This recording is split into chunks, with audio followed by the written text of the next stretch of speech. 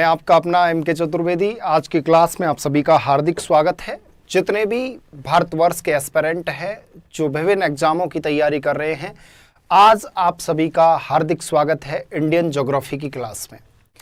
हम विगत 2 दिन से आपकी लगातार क्लास ले रहे हैं और जिसके माध्यम से आप आपकी ज्योग्राफी को कर रहे हो strong. My dear, Indian geography को जो आप स्टडी कर रहे हो इस कंटेंट में आपके एनसीईआरटी का समावेश होगा, जिसके माध्यम से आप ज्योग्राफी के बारीक कॉन्सेप्टों को कर सकते हो बेहतर। चलिएगा, कल हम डिस्कस कर रहे थे, आपके इंडियन ज्योग्राफी का पार्ट चल रहा है, जो आपका सेगमेंट मेनली जो आप मेरे साथ पढ़ रहे हो वह है आपका राजस्थान, वो भारत का। यहां पर हम विस्तार पढ़ रहे थे। कल की क्लास में क्या स्टडी कर रहे थे? विस्तार के बारे में स्टडी कर रहे थे।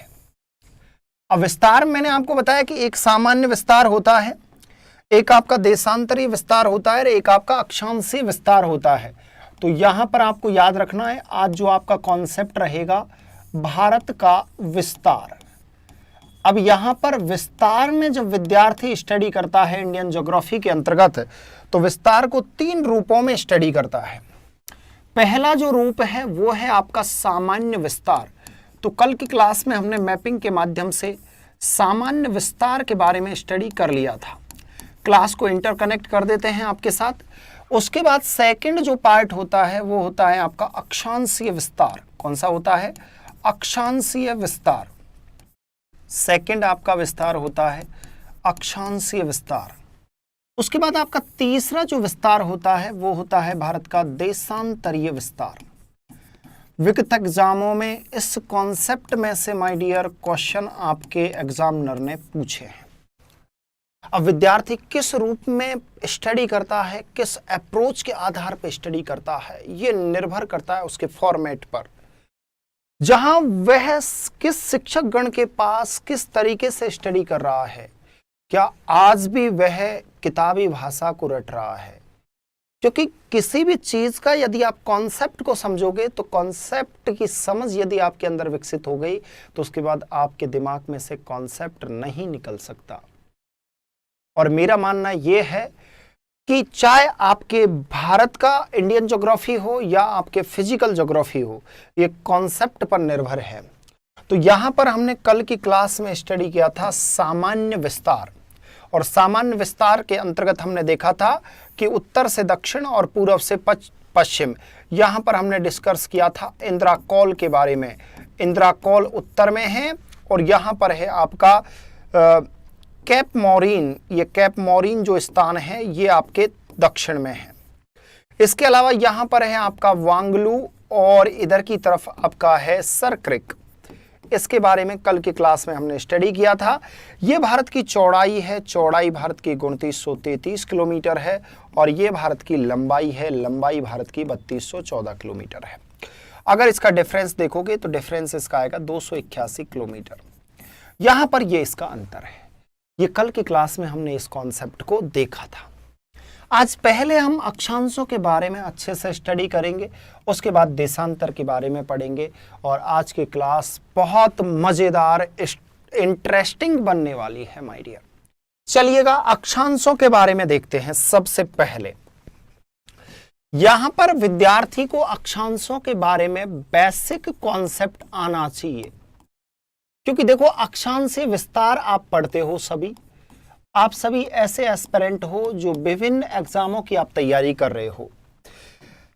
जब आप एग्जामों की तैयारी कर रहे हो तो आप सभी को पता है कि सर हम अक्षांशीय विस्तार पढ़ते हैं। तो यहां पर विद्यार्थी को अर्थ के बारे में, अर्थ का नॉलेज होना चाहिए कि अर्थ पर इन अक्षांशों को क्यों दर्शाया गया है, ऐसा क्या रीजन था, ऐसे क्यों पागल थे कि ज्योग्राफर्स जिन्होंने यहां पर इनको अक्षांशीय रेखाओं को दर्शाया गया। तो सबसे पहली बात तो याद रखना माय डियर कि ये जो रेखाएं होती हैं ये काल्पनिक होती हैं। काल्पनिक होती हैं। कैसी होती हैं? काल्पनिक होती हैं। ये रेखाएं आपके काल्पनिक रेखाएं हैं। अगर मेरे से कोई विद्यार्थी पूछे कि सर ये रेखाएं क्या पृथ्वी पर दिखती हैं? नहीं दिखती। अब यहां पे सुनिएगा, ये काल्पनिक रेखाएं होती हैं, तो इन काल्पनिक रेखाओं को क्यों दर्शाया गया, क्यों इनको दर्शाया गया, इसका क्या रीजन था? तो इसका रीजन था हमें कुछ चीजों की जानकारी चाहिए थी। अब यहां पर जब जानकारी की बात होती है तो यहां पर जानकारी किसकी चाहिए थी? तो यहां पर माय डियर आपको जो इंफॉर्मेशन की आवश्यकता थी वो इंफॉर्मेशन है जलवायु। जलवायु के क्षेत्रों की जानकारी लेनी थी। तो यहां पर जलवायु के जो रीजन हैं, जो एरिया हैं, उनके बारे में जानकारी लेनी थी।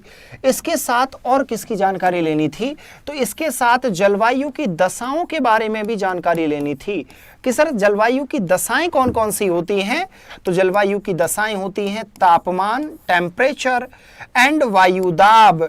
वायुदाब का अर्थ है प्रेशर, एंड आपकी आर्द्रता, ह्यूमिडिटी, एंड आपकी शुष्कता। तो इतने जो ये दशाएं हैं इनकी जानकारी लेनी थी। तो इन सभी की जानकारी लेने के लिए भूगोलवेताओं ने क्या किया? अब सुनिएगा, यहां पर दशाएं क्या है कि यहां पर तापमान है, वायुदाब है, आर्द्रता है, शुष्कता है। इसकी जानकारी लेने के लिए यहां पर अक्षांशीय रेखाएं पृथ्वी पर दर्शाई गई। ये आपके अक्षांशीय विस्तार के अंतर्गत आता है। अब सुनिएगा, यहां पर इनकी जानकारी लेने के लिए ज्योग्राफर्सों ने अक्षांशीय रेखाओं को दर्शाया गया। अब हम ग्लोब की स्टडी करते हैं कि ग्लोब कैसा है। सबसे पहले ग्लोब को देखते हैं। तो ग्लोब आपका कुछ इस प्रकार का है, बहुत ही प्यारा और बहुत ही अच्छा आपका ग्लोब है। ये आपका ग्लोब है, ये आपकी पृथ्वी है। पृथ्वी कुछ इस प्रकार की है। और अब आपको देखना है कि अक्षांशीय रेखाएं कैसे हैं, किस प्रकार से आपकी पृथ्वी पर ज्योग्राफर्सों के द्वारा खींची गई हैं। तो यहां पर आपको याद रखना है माय डियर कि यहां बीचों बीच से जो ये गोला आपको दिखाई दे रहा है, इसके बीचों बीच से एक रेखा खींची गई। ये पृथ्वी के समानांतर होती हैं। पहली बात तो कभी गलत मत करना क्वेश्चन एग्जाम में कि पृथ्वी के समानांतर होती हैं। तो यहां पर जो आपके ये 0 डिग्री है, ये 0 डिग्री रेखा है और ये 0 डिग्री भूमध्य रेखा है। भूमध्य रेखा याद रखना माय डियर, ये जो भूमध्य रेखा है इसी रेखा का नाम रखा गया विषुवत रेखा। क्या नाम रखा गया? विषुवत रेखा। तो 0 डिग्री से आपकी भूमध्य रेखा या इसे आप कह सकते हो विषुवत रेखा गुजरती है। यही रेखा, सुनिएगा, यह जो रेखा है, यह रेखा पृथ्वी को 2 भागों में विभक्त करती है। और यहां पर जब विद्यार्थी समझता है, हाँ, इक्वेटर पृथ्वी को 2 भागों में डिवाइडेड करती है। आपके इसके उत्तर वाला जो भाग होता है इसे बोलते हैं उत्तरी गोलार्ध। क्या कहते हैं? इसे कहते हैं उत्तरी गोलार्ध। ये आपका उत्तरी गोलार्ध है। सुनिएगा मेरी बात को, बहुत ध्यान से सुनो। ये आपका नॉर्थ हेमिस्फीयर है। और नीचे का जो भाग है, इस नीचे वाले भाग को बोला जाता है दक्षिणी गोलार्ध। क्या कहते हैं? दक्षिणी गोलार्ध। तो ये आपका याद रखिएगा, ये आपका साउथ हेमिस्फीयर है। उत्तरी गोलार्ध और दक्षिणी गोलार्ध 0 डिग्री जो अक्षांशीय रेखा है ये बांटती है। अक्षांश जो रेखाएं होती हैं, याद रखना कि ये जो आपकी अक्षांश रेखाएं होती हैं, ये अक्षांश रेखाएं पृथ्वी के समानांतर होती हैं। क्या होती है माय डियर? ये पृथ्वी के समानांतर होती हैं। तो पृथ्वी के समानांतर जो रेखाएं खींची जाती हैं, समानांतर, ये समानांतर जो रेखाएं होती हैं ये आपके अक्षांश रेखाएं होती हैं। तो 0 डिग्री से हमने बांट लिया, ये आपका नॉर्थ हेमिस्फीयर, ये आपका साउथ हेमिस्फीयर। अब सुनिएगा, यहां से आपकी एक रेखा जैसे ही आप अक्षांशों पे चलते जाओगे तो 0 के बाद नॉर्थ हेमिस्फीयर में भी आपके 1 2 3 4 5 6 ये लैटिट्यूड आएंगे, याद रखिएगा। और आपके साउथ में भी इस प्रकार के 1 2 3 4 5 6 इस प्रकार के आपके लैटिट्यूड आएंगे। क्लियरली? अब उत्तरी गोलार्ध और दक्षिणी गोलार्ध में आपके ये अक्षांशीय रेखाएं खींची गई हैं। तो यहां पर याद रखिएगा, जैसे आप उत्तर की तरफ चलोगे तो उत्तर में जब आप यहां पर आओगे तो यहां पर एक रेखा गुजारी गई है और आपके साउथ हेमिस्फीयर से भी एक रेखा गुजर रही है। सुनिएगा ध्यान से, इधर आपका जो नॉर्थ हेमेस्फेयर है इस पर 23.5 डिग्री की रेखा है और आपके उत्तर में भी 23.5 डिग्री की है। ये 23.5 डिग्री है और यहां पर भी आपके 23.5 डिग्री है, दोनों पर नॉर्थ एंड साउथ। यहां पर ये 23.5 डिग्री, ये 23.5 डिग्री। इस रेखा को नाम दिया गया है कर्क रेखा। क्या नाम दिया गया है? कर्क रेखा।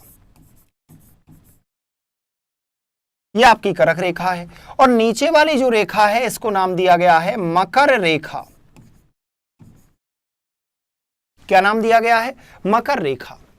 जैसे ही आप ऊपर चलोगे वैसे ही आपके एक रेखा और आपके इस क्षेत्र को भी डिवाइडेड किया गया है। कैसे किया गया है कि यहां से 66.5 डिग्री से एक रेखा गुजारी गई है और इधर इस कटिबंध इस पूरे क्षेत्र को भी डिवाइडेड करके 66.5 से कर दिया है यहां पर। और सुनिएगा, एक सबसे बड़ी बात आपको बताता हूं कि यहां पर हो सकता है आप स्टेट पीसीएस का एग्जाम दे रहे हो या आपके यूपीएससी का एग्जाम दे रहे हो या आप टीचिंग एग्जाम को दे रहे हो, तो कॉन्सेप्ट तो वही है और कॉन्सेप्ट वही एग्जाम में बनेगा। तो इसलिए माय डियर, अपने दिमाग, अपने मन और मस्तिष्क को इस प्रकार से सेट कर लीजिए कि आप यहां ओनली पढ़ने के लिए आए हो, स्टडी करने के लिए आए हो, बातें करने के लिए नहीं आए हो। तो यहां पर याद रखना, नॉर्थ हेमेस्फीयर और साउथ हेमेस्फीयर इस क्षेत्र को डिवाइडेड करने के लिए यहां से आपके 66.5 डिग्री की रेखा गुजर रही है। आपके नॉर्थ हेमेस्फीयर और साउथ हेमेस्फीयर से 66.5, इनको नाम दिया गया है, ये आपके दक्षिणी ध्रुवीय रेखा है। कौन सी है? ये आपके दक्षिणी ध्रुवीय रेखा है और ये आपके उत्तरी ध्रुवीय,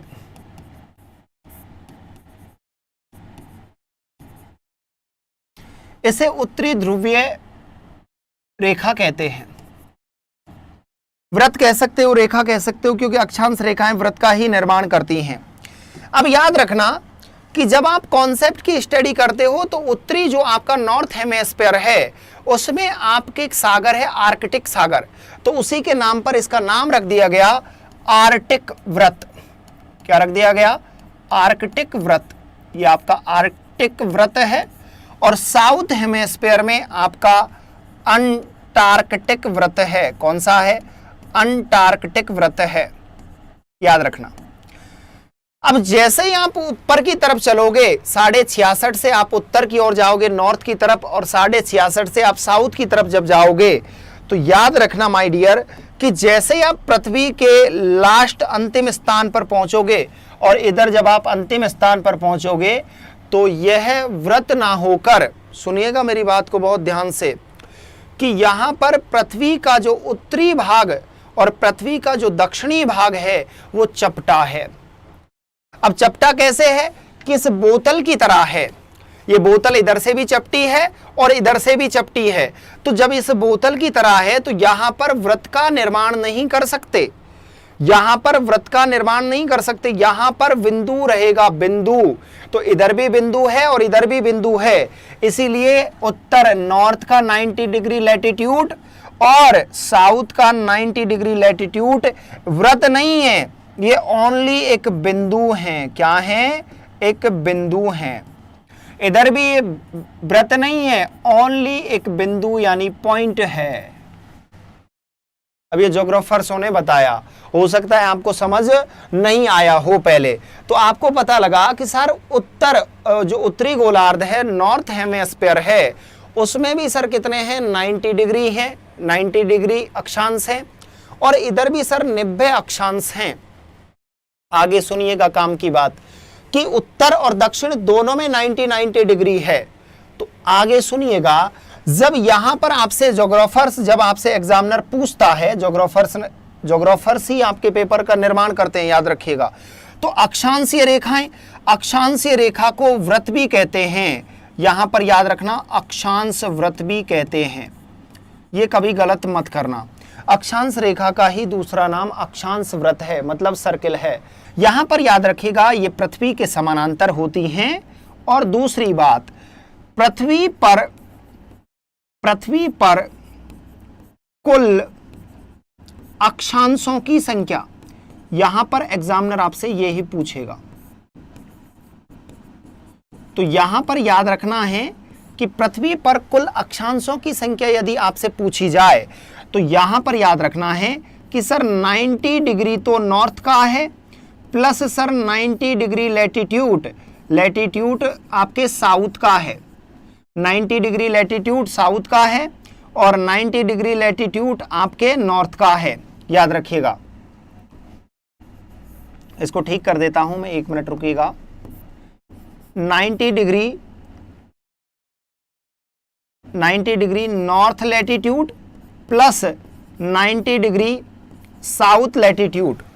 अब सुनिएगा आगे, 90 हो गए, प्लस 0 डिग्री से इक्वेटर गुजर रही है।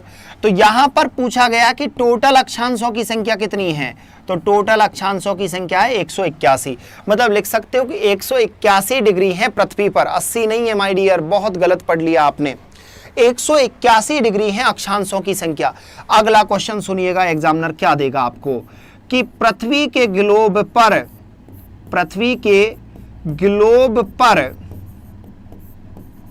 तो पहली बात तो एक याद रखना कि पृथ्वी पर नहीं है, पृथ्वी के ग्लोब पर है। गलती मत करना, पृथ्वी पर अक्षांश है ही नहीं, पृथ्वी के ग्लोब पर ये काल्पनिक है। यहां पर मैंने लिखा कि काल्पनिक रेखाएं होती हैं, तो यहां पर पृथ्वी के ग्लोब पर, ये याद रखना, ये पृथ्वी के ग्लोब की कहानी समझ रहे हैं हम, यह काल्पनिक है और पृथ्वी के ग्लोब पर कुल अक्षांश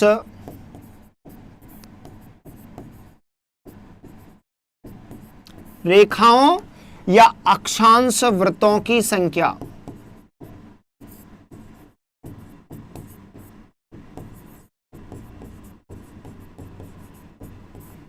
अक्षांश वृत्तों की संख्या, यहां पर यही चेंजेस है। तो पृथ्वी के ग्लोब पर कुल अक्षांश रेखाएं या अक्षांश वृत्तों की संख्या कितनी है, तो यहां पर याद रखना है कि 90 डिग्री नॉर्थ और 90 degree south, 90 degree north and 90 degree south, ये दोनों आपके वृत्त नहीं है, बिंदु है, एक पॉइंट है। तो यहां पर आपको पता लगा कि सर 181 डिग्री में से जब हम 2 डिग्री घटा देंगे, 2 डिग्री क्या है, नॉर्थ 90 डिग्री प्लस 90 डिग्री आपके 90 डिग्री तो नॉर्थ का है एंड 90 डिग्री आपके किसका है, साउथ का है। तो 90 degree north and 90 degree south, जब दोनों को आप माइनस कर दोगे तो यहां पर आएगा आपके 179 डिग्री। तो ये याद रखना है कि पृथ्वी के ग्लोब पर कुल अक्षांश रेखा या अक्षांश वृत्तों की संख्या कितनी है, 179। अगली बात सुनिएगा, अभी बात खत्म नहीं हुई है। यहां से बहुत सारे एग्जामिनर क्वेश्चन बनाता है और विद्यार्थी फिर से इनको गलत करते हैं। याद रखना कि सबसे बड़ा जो व्रत है, याद रखना सबसे बड़ा जो व्रत का निर्माण होता है वो 0 डिग्री पर होता है। मतलब भूमध्य रेखा पर जो आपका सबसे बड़ा व्रत बनता है। अगला क्वेश्चन सुनिएगा, सबसे छोटा जो व्रत का निर्माण होता है वो 90 डिग्री पर होता है। सबसे छोटा व्रत, मतलब यहां पर ये बिंदु है, ये व्रत नहीं है, बिंदु है। क्या है, ये एक बिंदु है। तो मतलब सबसे छोटे जो व्रत का निर्माण होगा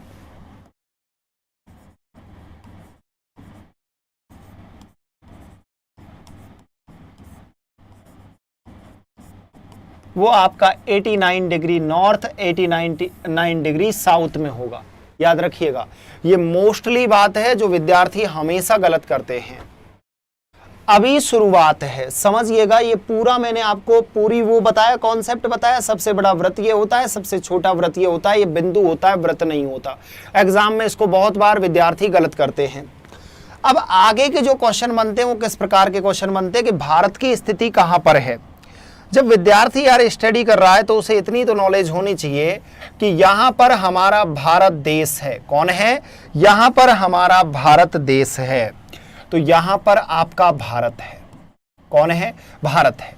तो भारत के बीचों बीच से आपके कर्क रेखा गुजरती है। अब समझिएगा, यदि भारत की स्थिति आपके साउथ हेमिस्फीयर में होती, दक्षिणी गोलार्ध में होती, तो याद रखिएगा भारत वाले बहुत गोरे चिट्टे होते, लेकिन भारत की स्थिति कहाँ है? उत्तरी गोलार्ध में है, इसीलिए भारत के लोग हल्के सांवले कलर के हैं।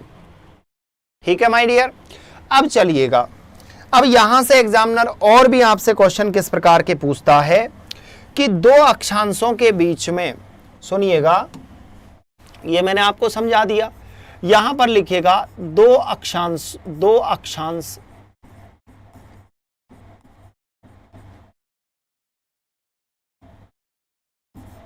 के बीच में दूरी कितनी होती है? दूरी, दो अक्षांशों के बीच में दूरी कितनी होती है? तो दूरी होती है 111 किलोमीटर की। कितनी होती है? 111 किलोमीटर की। दो अक्षांशों के बीच की जो दूरी होती है, दो अक्षांशों के बीच की दूरी 111 किलोमीटर होती है। एक आपको मैं सिंपल सा एक एग्जाम्पल बता देता हूँ। एग्जाम्पल क्या है कि आप सोचो कि इस प्रकार से आपके अक्षांश रेखाएं खींची जाती हैं, इस प्रकार से आपके खींची जाती है। सपोज करो कि ये 1 डिग्री अक्षांश है और ये 2 डिग्री अक्षांश है। तो यहां पर पूछा गया कि दो अक्षांशों के बीच की दूरी, ये बीच की दूरी तो होगी आपके, ये क्या होगी? ये बीच की दूरी होगी। तो इस बीच की दूरी, ये बीच की दूरी कितनी होती है ये पूछा गया है। तो ये दूरी होती है 111 किलोमीटर की। कितनी होती है? 111 किलोमीटर की। इस क्षेत्र को क्या कहते हैं? एग्जामिनर पूछता है कि ये जो बीच का क्षेत्र है, इस क्षेत्र का क्या नाम है? तो याद रखना, इसे बोलेंगे जोन। क्या बोलेंगे? जोन।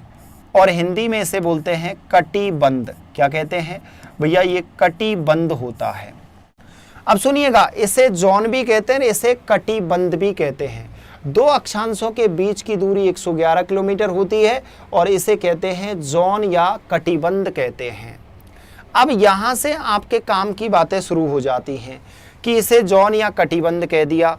आगे सुनिएगा, अक्षांशों का कॉन्सेप्ट हो गया। अब भारत की स्थिति देखते हैं। भारत की स्थिति, तो भारत का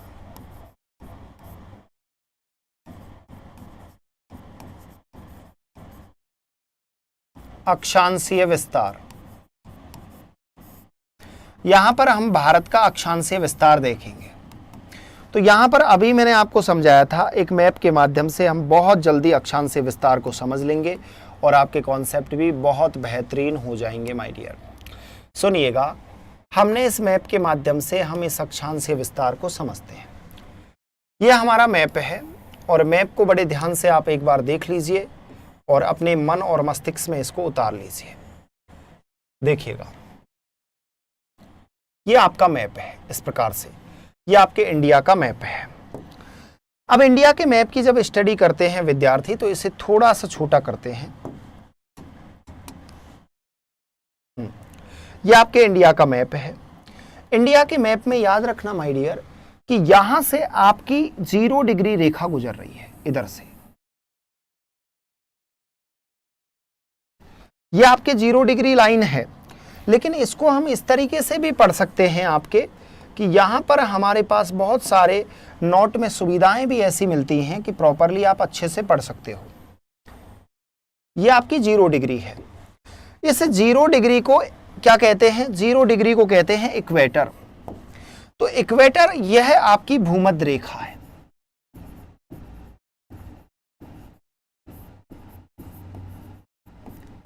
भूमध्य रेखा के उत्तरी गोलार्ध में आपका भारत स्थित है। सुनिएगा, ये इक्वेटर है और इक्वेटर 0 डिग्री है।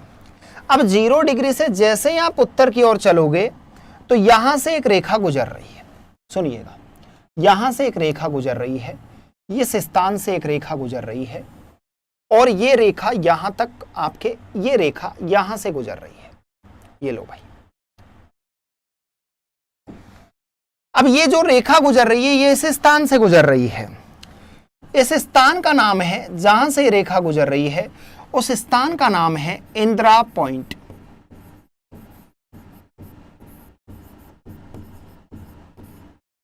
इसे ही कहते हैं पार्सन पॉइंट।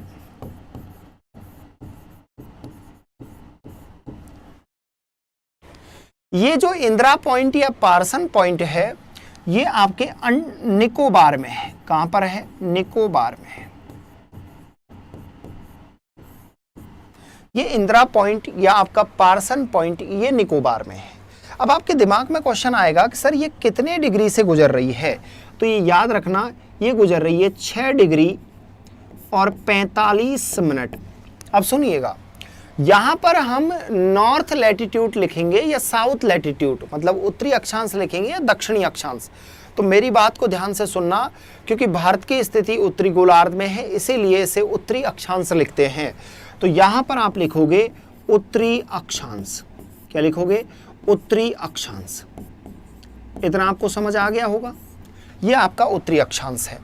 यहां पर अभी मुख्य भूमि शुरू नहीं हुई है, यह भारत का द्वीप समूह है। क्या है? द्वीप समूह है। अब दूसरी देखिएगा, यहां पर कैप मॉरीन है, तो ये कैप मॉरीन से इस प्रकार से रेखा गुजर रही है। यह आपके कैप मॉरीन से रेखा गुजर रही है।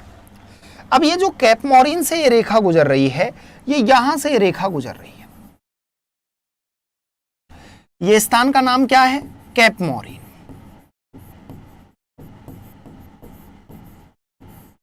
ये कैप मॉरीन आपका कन्याकुमारी में है,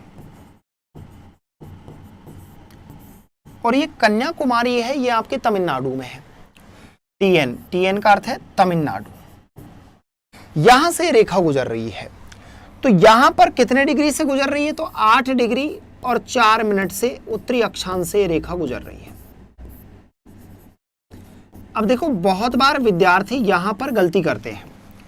विद्यार्थी की जो गलती होती है वो क्या होती है कि 6 डिग्री 45 मिनट जो उत्तरी अक्षांश है वो आपको याद रखना है कि यह द्वीप समूह से भारत का गुजरता है, और द्वीप समूह जो स्थान है उसका नाम इंदिरा पॉइंट या पार्सन पॉइंट है।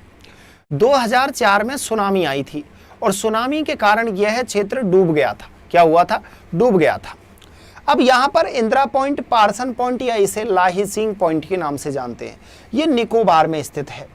लेकिन कैप मॉरीन भारत की मुख्य भूमि का अंतिम, मतलब दक्षिण का अंतिम स्थान है, और जहां से ये 8 डिग्री 4 मिनट उत्तरी अक्षांश रेखा गुजर रही है। अब नॉर्मली एग्जामिनर पूछता है कि भारत का अक्षांशीय विस्तार कितना है, तो अक्षांशीय विस्तार भारत का है 8 डिग्री और 4 मिनट से भारत का अक्षांशीय विस्तार शुरू होता है। अब सुनिएगा, 8 के बाद 9 डिग्री रेखा गुजरेगी, 10 डिग्री, 11, 12, 13, 14 ऐसे आपके अक्षांश रेखाएं गुजरती रहेंगी। यहां पर याद रखना कि यहां से एक रेखा गुजर रही है इस प्रकार से। देखो, इस तरीके से एक रेखा गुजर रही है, और ये रेखा इस प्रकार से आपके गुजर रही है। इस रेखा का नाम है कर्क रेखा। इसे बोलते हैं ट्रॉपिक ऑफ कैंसर। ये आपके ट्रॉपिक ऑफ कैंसर है। ये ट्रॉपिक ऑफ कैंसर आपके 23.5 डिग्री से गुजर रही है। कितने डिग्री से? यह 23.5 डिग्री से आपके गुजर रही है। यहां पर लिखेंगे हम उत्तरी अक्षांश। क्या लिखेंगे? उत्तरी अक्षांश। तो ये आपका 23.5 डिग्री उत्तरी अक्षांश है, और यहां से आपकी कौन सी रेखा गुजर रही है? कर्क रेखा गुजर रही है भारत से। इस रेखा का नाम है कर्क रेखा। मेरी बात को ध्यान से सुनना, यहां पर बहुत सारे एग्जाम में क्वेश्चन बने हुए हैं कि सर कैसे क्वेश्चन बने हैं। क्वेश्चन ऐसे बने कि कर्क रेखा पर स्थित राज्यों का वो बताओ, कौन कौन से राज्य हैं। तो यहां पर आपका गुजरात है, ये आपका गुजरात है, ये आपका गुजरात के बाद ये आपका राजस्थान है, राजस्थान के बाद ये आपका एमपी है, एमपी के बाद ये आपका छत्तीसगढ़ है, ये आपका झारखंड है, ये आपका वेस्ट बंगाल है। वेस्ट बंगाल के बाद ये बांग्लादेश से गुजरती है, यहां पर आपका त्रिपुरा है, और यहां पर आपका मिजोरम है। मेरी बात को बहुत ध्यान से सुनना, क्योंकि एग्जाम में इस प्रकार के आपके क्वेश्चन बनते हैं। क्वेश्चन ये है कि भारत के कितने राज्यों से रेखा गुजरती है। तो यहां पर राज्यों की संख्या अगर आपसे पूछी जाए कि राज्यों की संख्या कितनी है, तो यहां पर आपको सीधे के सीधे आंसर करना है कि सर 8 राज्य हैं। कितने हैं? 8 संख्या है। 8 में देखो नंबर 1 आपका गुजरात है, नंबर 2 आपका राजस्थान है, नंबर 3 आपका एमपी है, नंबर 4 आपका छत्तीसगढ़ है, नंबर 5 आपका झारखंड है, नंबर 6 आपका पश्चिमी बंगाल है, नंबर 7 आपका त्रिपुरा है और नंबर 8 आपका मिजोरम है। इतना आपको समझ आया होगा मेरी बात को। अब यहाँ पर जब आपको समझ आया तो आपको ये भी देखना है, क्योंकि यहाँ पर स्टेट पीसीएस में इस प्रकार के क्वेश्चन बने हैं। क्वेश्चन कैसे पूछा गया कि कर्क रेखा पर स्थित जो राज्य हैं, जो आपके स्टेट हैं इंडिया के, उनका वेस्ट से ईस्ट क्रम बताओ। अब यहाँ पर पश्चिम से पूर्व क्रम पूछा गया है, तो पश्चिम में आपका गुजरात आएगा, उसके बाद राजस्थान, उसके बाद मध्य प्रदेश, उसके बाद छत्तीसगढ़, फिर आपका झारखंड, आगे पश्चिमी बंगाल, त्रिपुरा और मिजोरम। आपसे अगला क्वेश्चन पूछा जाए कि ईस्ट से वेस्ट, तो ईस्ट में फर्स्ट में मिजोरम आएगा, मिजोरम के बाद आपका त्रिपुरा, पश्चिमी बंगाल, झारखंड, छत्तीसगढ़, एमपी, राजस्थान और गुजरात। ये आपसे क्रम पूछे जाएंगे, क्योंकि आपके अभी हाल ही में जो पीसीएस का एग्जाम हुआ था, जिसमें आपके छत्तीसगढ़ में क्वेश्चन ये पूछा गया था, याद रखना। अब मेरी बात को बहुत ध्यान से सुनना कि कर्क रेखा से जैसे ही आप उत्तर की ओर चलते चलोगे तो यहां से आपकी एक रेखा गुजर रही है, इधर से सुनिएगा ध्यान से, इस प्रकार से आपकी एक रेखा गुजर रही है यहां से।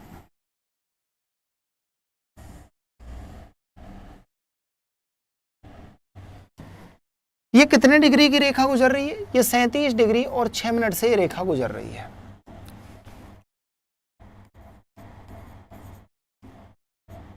यहां पर क्या लिखोगे? उत्तरी अक्षांश, क्योंकि हम पृथ्वी के उत्तरी गोलार्ध में हैं। अगर गलती से हम दक्षिणी गोलार्ध में होते तो यहां पर लिखते दक्षिणी अक्षांश।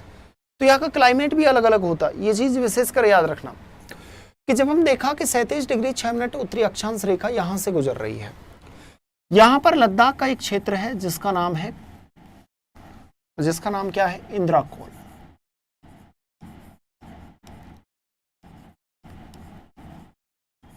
ये इंद्राकोल आपके लद्दाख में है, तो यहां पर गलत होने की तो कम संभावना है, क्योंकि पहले ये जम्मू कश्मीर में था, वर्तमान में ये लद्दाख में है। तो इतना आपको समझ आया कि सर भारत का अक्षांशीय विस्तार कितना है। तो यहां पर विद्यार्थी को सीधे सीधे शब्दों में करना है कि 8 डिग्री 4 मिनट मुख्य भूमि का अक्षांशीय विस्तार, और ज्यादातर मुख्य भूमि का ही पूछा जाता है। एग्जामिनर आगे जाके अगर इसको चेंज कर दे कि जैसे आप बताओ कि भाई द्वीप समूह सहित अक्षांशीय विस्तार बताओ, तब आपका आंसर दूसरा होगा। लेकिन मुख्य भूमि का पूछे तो वहां पर मुख्य भूमि का नाम आएगा, तो वहां पर आपके 8 डिग्री 4 मिनट से लेकर और 37 डिग्री 6 मिनट के बीच में आपका भारत है। कौन है? भारत है। अब यहां से क्वेश्चन क्या बनाए गए हैं वो बहुत महत्वपूर्ण बात होती है, क्योंकि विद्यार्थी यार स्टडी कर रहा है तो उसे पता होना चाहिए कि यहां पर उसे याद होना चाहिए कि इस विस्तार का अंतर कितना है। जो आपका अक्षांशीय विस्तार है, इस अक्षांशीय विस्तार का अंतर कितना है।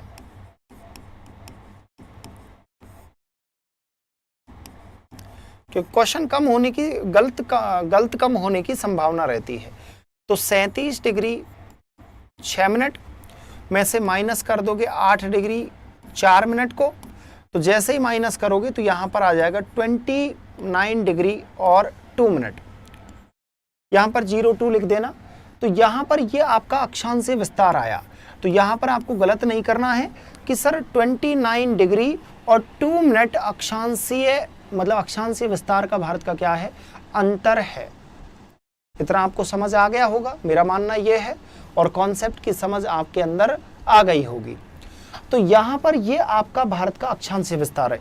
अक्षांशीय विस्तार को समझने के लिए हमने पहले पृथ्वी पर गए, पृथ्वी का कॉन्सेप्ट देखा, उसके बाद भारत पर आए, ये भारत का कॉन्सेप्ट देखा। अब यहां से बहुत सारे क्वेश्चन पूछे जाते हैं कि दक्षिण का अंतिम स्थान कौन सा है, तो कैप मॉरीन है मुख्य भूमि का। अगर द्वीप समूह सहित पूछा जाए तो इंदिरा पॉइंट, पार्सन पॉइंट है। उत्तर का अंतिम स्थान कौन सा है? इंद्राकोल है, क्योंकि यहां से क्वेश्चन पूछे जाते हैं। रीजन क्या है? क्योंकि यहां पर आने वाले क्वेश्चन ऐसे बनेंगे कि उत्तरी अक्षांश से जो 37 डिग्री 6 मिनट जो रेखा है वो कहां से गुजर रही है, तो याद रखना है कि वो इंद्राकोल से गुजर रही है। आपसे पूछा जाएगा कि 8 डिग्री 4 मिनट रेखा कहां से गुजर रही है, तो कैप मॉरीन कन्याकुमारी से गुजर रही है। इतना आपको याद रखना है। आगे सुनिएगा। अब हम देखते हैं देशांतरीय विस्तार। अगला कॉन्सेप्ट है आपका देशांतरीय विस्तार का। देखिएगा माय डियर,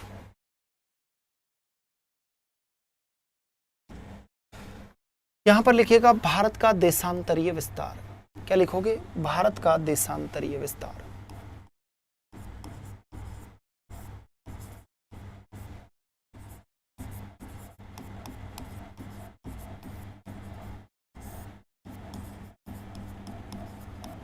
और ये कभी गलत नहीं होना चाहिए, एग्जाम की दृष्टि से बहुत महत्वपूर्ण कॉन्सेप्ट है ये। अब यहां पर एक क्वेश्चन उठकर आएगा विद्यार्थियों का कि सर हमें तो ये बताओ आप कि यार ये देशांतर रेखाएं क्यों खींची जाती हैं, रेखाओं का निर्माण क्यों?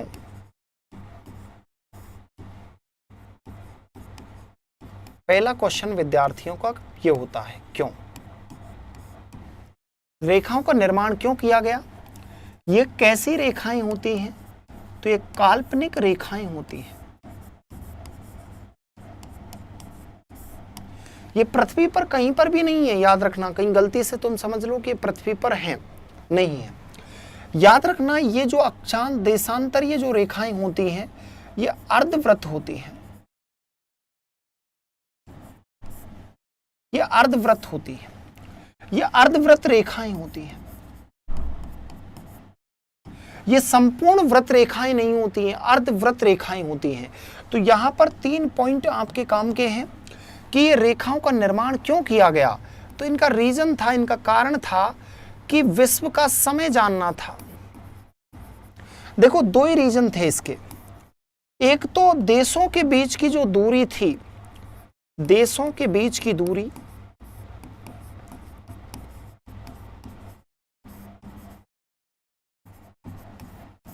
तो देशों के बीच की दूरी जाननी थी, और दूसरा देशों में समय अंतर।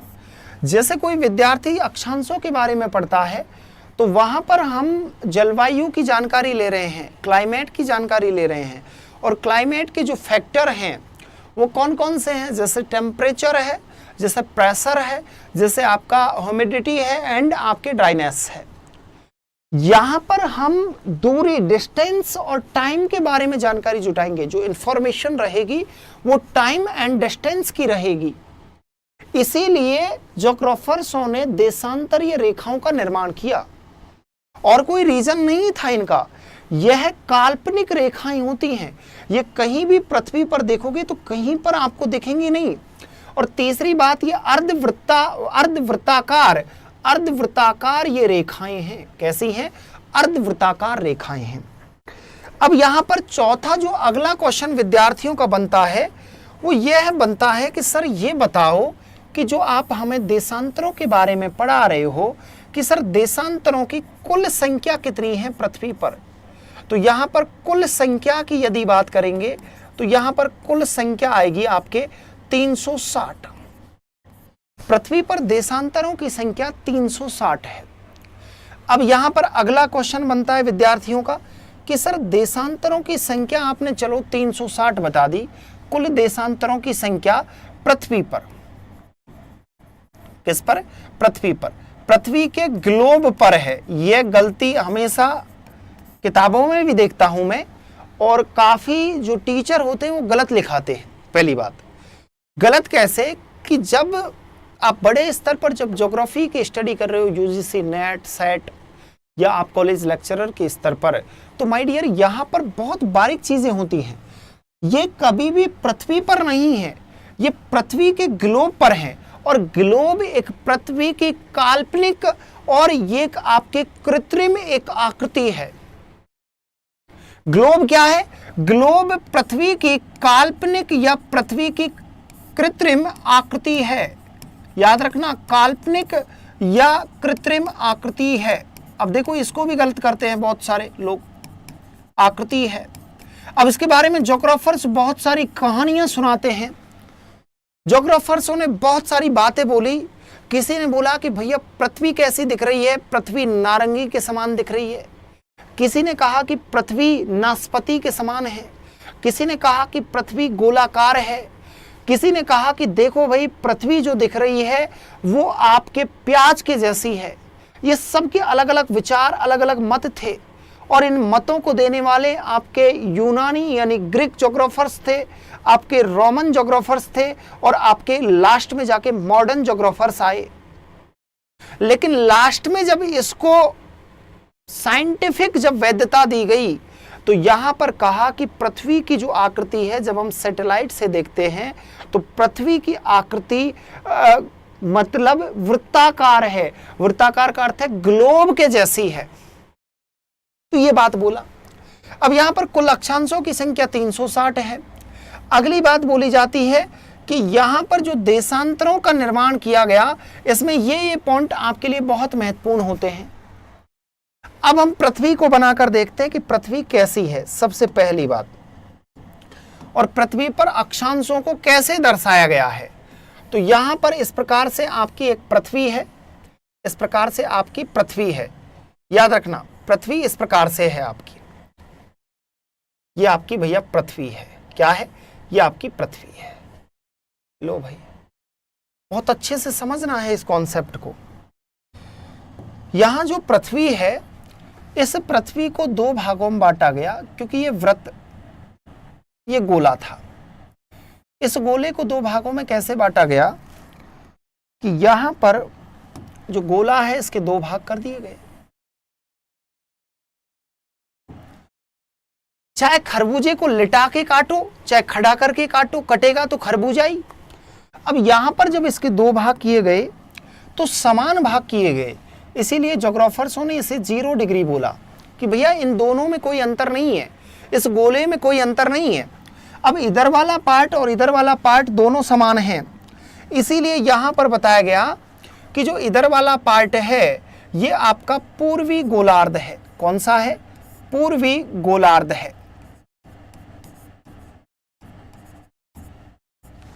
आगे देखो, इधर वाला जो पार्ट है ये आपका पश्चिमी गोलार्ध है। कौन सा है? ये आपका पश्चिमी गोलार्ध है, क्योंकि गोले को जब आधा करोगे तो वो गोलार्ध कहलाएगा। किसी ने गोला बताया, किसी ने वृत्त बताया, सबके अलग अलग मत और विचार थे।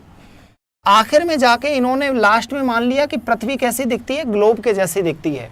तो ग्लोब एक काल्पनिक आकृति है पृथ्वी की, याद रखना। तो यहां पर 0 डिग्री से पश्चिमी गोलार्ध, ये पूर्वी गोलार्ध हो गया। अब कॉन्सेप्ट समझने वाली बात यह है कि इस बोतल को जब आप खड़ा करके काटोगे तो यार मुझे आप एक बात बताओ, बहुत बड़ी बात पूछ रहा हूं मैं आपसे। मुझे एक बात बताओ कि आपके सामने जो दिख रहा है, यहां पर आपके सामने जो अर्धवृत्त खींचा गया, ये 0 डिग्री वाला, ये अर्धवृत्त जो खींचा गया यहां पर 0 डिग्री वाला, अब इधर की तरफ और इधर की तरफ, इधर की तरफ आपका पश्चिमी गोलार्ध है और इधर की तरफ आपका पूर्वी गोलार्ध है। आपको समझ आया कि सर इधर की तरफ पूर्वी गोलार्ध, इधर की तरफ पश्चिमी गोलार्ध। ये आपने हमें कॉन्सेप्ट बताया, तो यहां 0 डिग्री से डिवाइडेशन हो गया। जब इधर की तरफ चलोगे तो आपके कितने अक्षांश आएंगे? 180। तो इधर की तरफ 180 हैं और इधर की तरफ 180 हैं। कभी आपने क्रिकेट का मैच खेला हो तो आपको इस बात के बारे में नॉलेज बहुत भयंकर होगी। क्रिकेट मैच में क्या है, एक कॉमन रखा जाता है। उस कॉमन को जिधर की पार्टी खेलती है, जिधर की पार्टी बैटिंग करती है, उधर की पार्टी उस कॉमन को ले लेती है।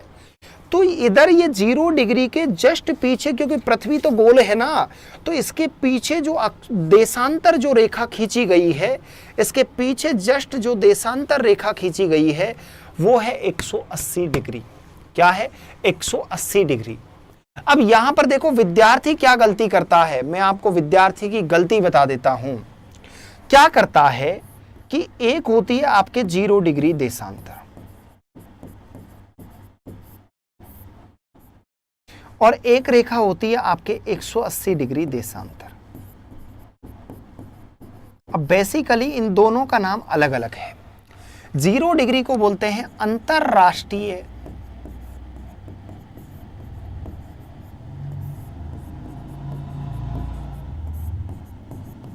समय रेखा, और यहां पर 180 डिग्री है, इसे बोलते हैं अंतरराष्ट्रीय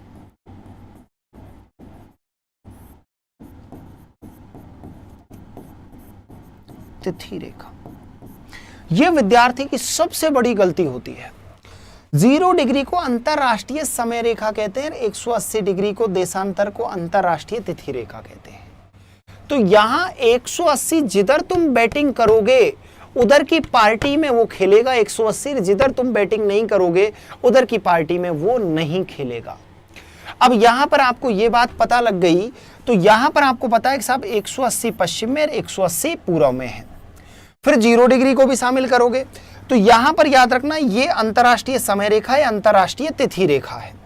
अगली बात आती है कि पृथ्वी के ग्लोब पर क्या लिखोगे,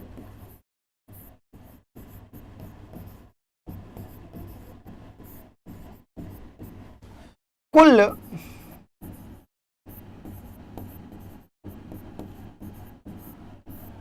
देशांतर रेखाओं की संख्या।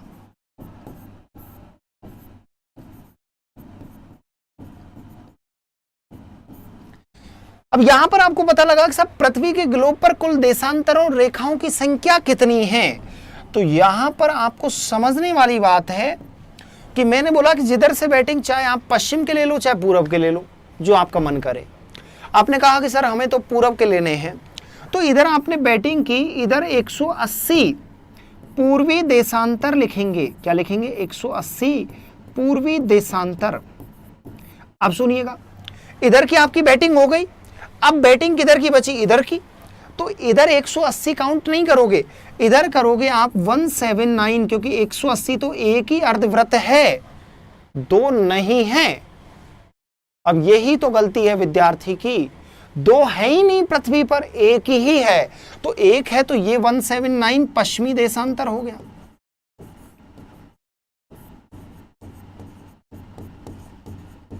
प्लस 0 डिग्री हो गया, बराबर यहां देशांतरों की कुल संख्या कितनी हुई, यहां पर 360 हुई। कितनी हुई, 360।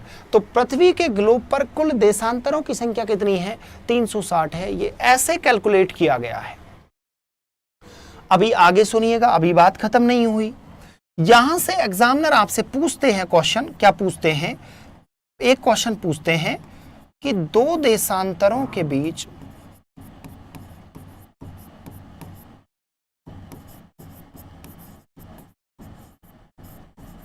दूरी कितनी है। यहां पर यह क्वेश्चन पूछा जाता है कि 2 देशांतरों के बीच की दूरी कितनी है। तो आप सोचो कि इस प्रकार से आपकी देशांतर रेखाएं खींची जाती हैं। अब जब आप विद्यार्थी होते हुए पढ़ रहे हो तो यहां पर पता है कि सर मान लो इसको आप 3 डिग्री मान रहे हो, तो इसको 2 डिग्री मान रहे हो, तो इसे 3 डिग्री मानेंगे। अब इन दोनों के बीच का जो ये गैप है, ये 2 देशांतरों के बीच की दूरी है। अब ये से डिस्टेंस को पूछता है, डिस्टेंस कितनी है। तो याद रखना कि डिस्टेंस में अंतर कैसे मिलेगा। अंतर क्या है कि यहां पर 2 अंतर है डिस्टेंस में, कि ध्रुव पर जब आप देखोगे तो ध्रुव पर यह डिस्टेंस हो जाता है 111 किलोमीटर से भी कम। इनके बीच में, क्योंकि रेखाएं इस प्रकार से खींची जाती हैं, इस प्रकार से रेखाएं होती हैं। अब ध्रुव पर यह डिस्टेंस हो जाता है 111 किलोमीटर से कम। और दूसरी बात याद रखना कि यहां पर जो भूमध्य है, इस भूमध्य पर ये जो डिस्टेंस है ये बढ़कर हो जाएगा 111.32 किलोमीटर का। कितना हो जाएगा, 111.32 किलोमीटर का। और ये जो एरिया रहेगा, ये जो एरिया रहेगा इसे बोलते हैं जोन या गौर। क्या कहते हैं, जोन या गौर कहते हैं। तो यहां पर पता लगा कि सब इस तरीके से ये पूरा सेगमेंट इस तरीके से है। और यहां पर बहुत सारे विद्यार्थी पता नहीं क्यों गलत करते हैं, क्योंकि भाई इक्वेटर पर ये दूरी ज्यादा होगी और यहां पर ये दूरी कम होगी। तो ये 111 किलोमीटर से कम है, लेकिन यहां पर 111 किलोमीटर से ज्यादा है। तो भैया ये आपके देशांतरों का एक नॉर्मल एक कॉन्सेप्ट था। समझ गए होंगे आप मेरी बात को, इतना तो। अब आगे सुनिएगा, आगे हम चलते हैं और भारत के बारे में समझते हैं, क्योंकि यहां पर हमने पृथ्वी को समझ लिया अच्छे से, तो अब भारत का मैप लाते हैं और आपको अच्छे से समझाते हैं। देखिएगा कितना सुंदर आपका भारत है। भारत की सुंदरता को देखिएगा, इतना सुंदर आपका भारत है। ये आपका भारत देश है। तो इतना आप समझ चुके हो। अब मेरी बात को सुनना। यहां पर क्या है कि जो 0 डिग्री है, ये 0 डिग्री आपके यहां से गुजर रही है। अभी मैंने आपको बताया कि अंतरराष्ट्रीय समय, यहां पर 0 डिग्री आपके यहां से गुजर रही है। इधर से देखो, यहां से। अब सुनिएगा, कुछ कॉन्सेप्ट मैं इधर बताऊंगा और कुछ कॉन्सेप्ट मैंने उधर बता दिए। यहां पर ये 0 डिग्री रेखा गुजर रही है। अब हमारी स्थिति पृथ्वी के ग्लोब में कहां पर थी? तो पृथ्वी के ग्लोब में इंडिया यहां पर है। इंडिया समझो, इंडिया कहां पर है भैया? इंडिया आपका यहां पर है। ये आपका इंडिया है। ये आपका कौन है? इंडिया। इंडिया का अर्थ आपका भारत यहां पर है। तो आपको पता लगा कि सब भारत तो पूर्वी गोलार्ध में है, भारत तो ईस्ट हेमिस्फीयर में है। तो भारत पूर्वी गोलार्ध में है। इसीलिए जब आप इस कॉन्सेप्ट को पढ़ रहे हो तो यहां पर पता लगा कि सर इसका नाम आपने बताया 0 डिग्री का अंतरराष्ट्रीय समय रेखा। समय रेखा ये क्या है? विश्व के समय का निर्धारण करती है।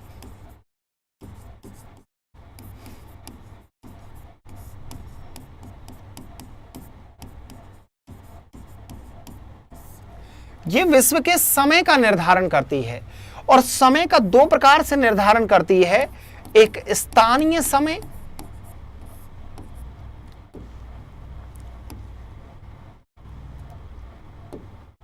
एक आपका स्थानीय समय और एक आपका मानक समय।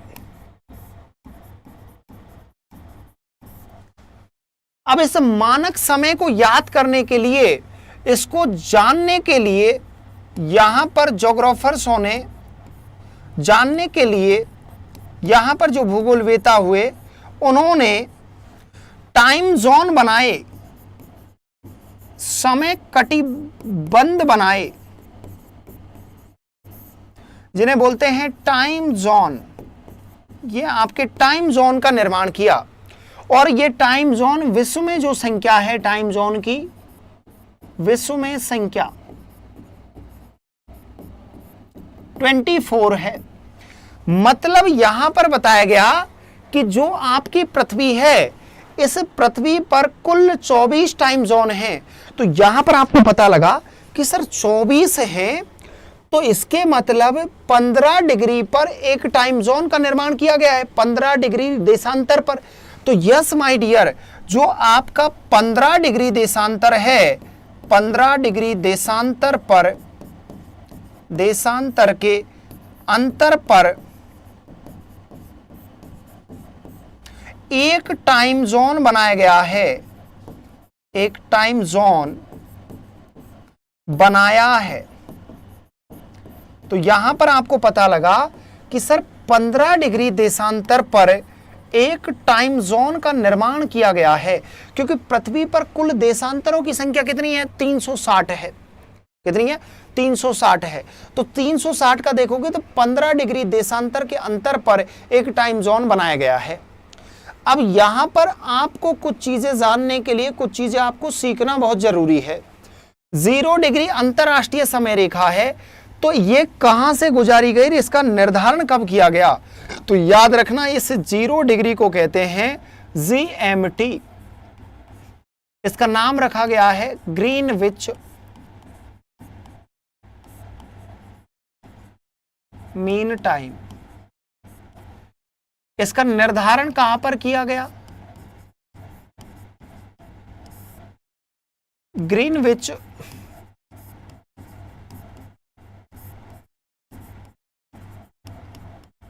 वेधशाला। ये ग्रीनविच वेधशाला आपके लंदन में है।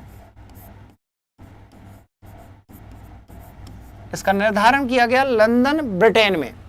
तो तो ग्रीनविच वेधशाला में इसका निर्धारण किया, इसीलिए इसे ग्रीनविच रेखा कहते हैं।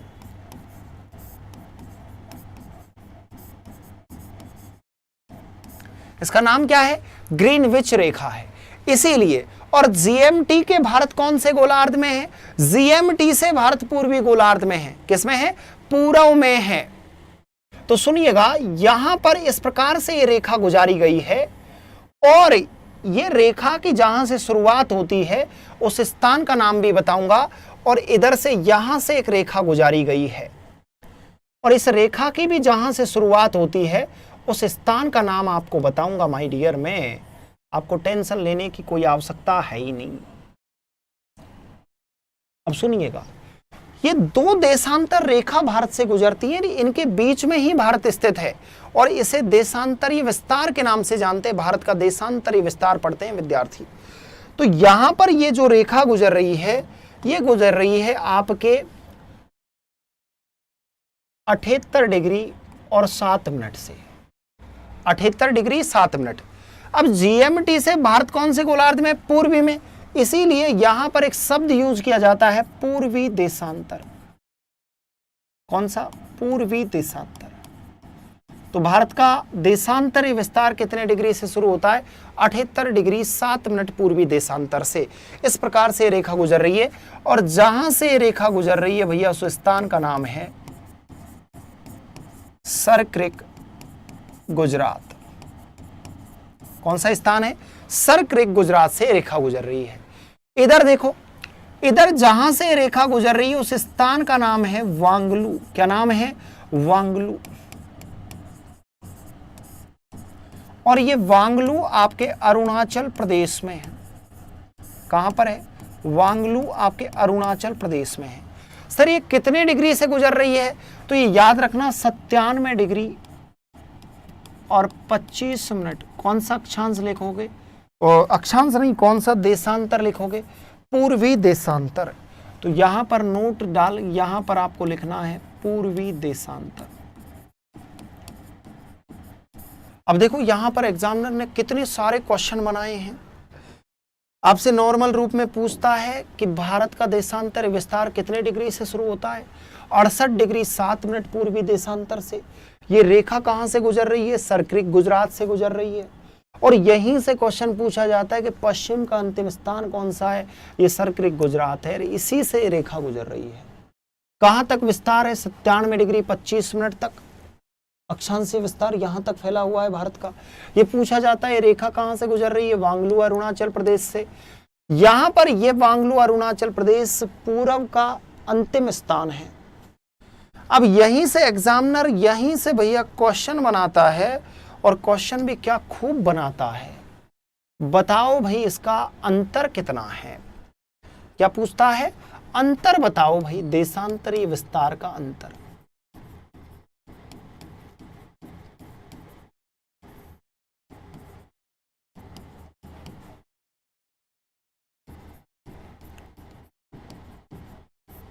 अब जब अंतर पूछेगा तो अंतर को याद रखना, ज्यादा में से कम।